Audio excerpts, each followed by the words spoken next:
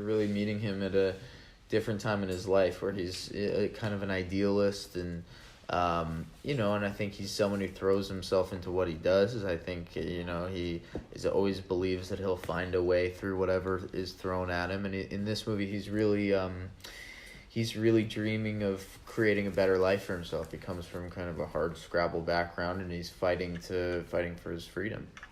Is any space, for example, in this kind of films to give the character, improvise with the character, or you have to stick with the script? No, there definitely is. There's actually quite a lot of opportunity to do that, and doing that, especially like with Donald, because he, is from the improv comedy world originally a little bit, or he spent time in it.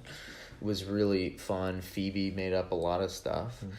We all did, and that is one of the fun things about it, is that there's freedom. With Rogue One, it's only a chapter. With Solo, looks like it's gonna be another franchise, right? Mm-hmm. I don't know. I mean, I'm signed on to do 2 more if we do them, but we don't know yet if we will. But I think it'd be a lot of fun. Okay. When you sign on for something like this, initially you know that you're taking on all of that. You know that it's going to entail. It's not just playing a part. It's taking on this kind of whole life adventure and change.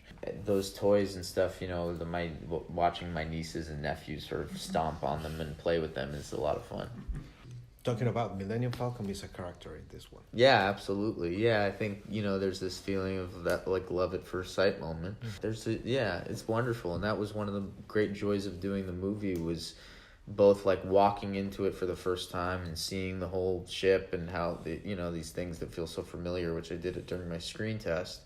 And then, when you've flown it for 2 months and pretended to fly it, and you know the yoke and you know the buttons and you know everything, it's like, feels like your own ship. And that's like tremendously cool feeling.